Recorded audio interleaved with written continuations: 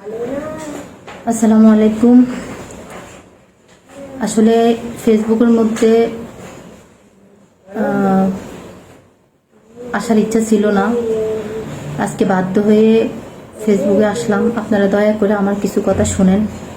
কিছুদিন আগে কিছু ভিডিও ভাইরাল হয়েছে আমার নিয়া, ওইগুলো কতটুকু সত্যি কতটুকু মিথ্যা এগুলো আপনাদেরও জানার দরকার। যে ভিডিওগুলো ছাড়া হয়েছে ফরকিয়া বইলা, সেটা আপনারাও জানেন। আমার মুখ থেকে আমি তো কিছু বলি নাই, আমার মুখ থেকে আপনাদের শোনা দরকার। আমার আত্মীয় স্বজন, ফ্যামিলি বা ওর আত্মীয় স্বজন সবাই দেখছে, বা ভালো খারাপ সবাই কমেন্ট করছে। আপনারা একটা জিনিস চিন্তা করেন যে 10 বছরে ও নিজেই বলছে ভিডিওর মধ্যে 10 বছরের সংসার। তাহলে একটা মেয়ে 10 বছরের সংসার কিভাবে এভাবে ছেড়ে দেয়? এখানে তো কোনো একটা কিন্তু থাকতেই পারে।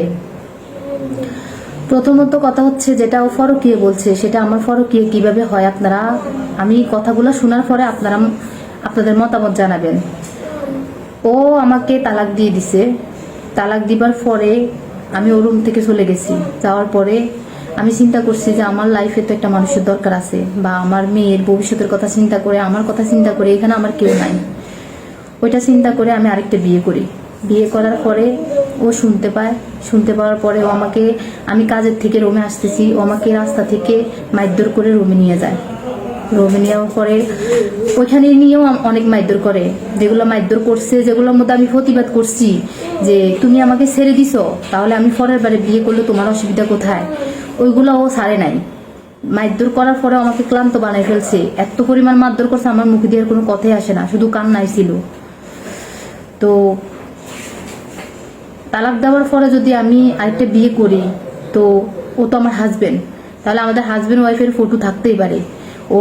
ওই ছেলের, আমার হাজবেন্ড যেটা আমি পরে বিয়ে করছি, ওকেও মারধর করছে, ফোন করে আনছে, আমাকেও মারধর করছে, কইরা মোবাইল থেকে ছবিগুলা নিয়ে ও সোশ্যাল মিডিয়ার মধ্যে সাইরা বলতেছে পরকিয়ে করে ধরা খাইছি।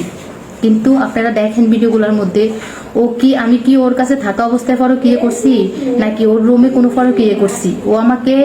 আমি আবারও বলতেছি, ও আমাকে তালাক দিয়ে দিছে। তালাক দেওয়ার পরে আমি আরেকটা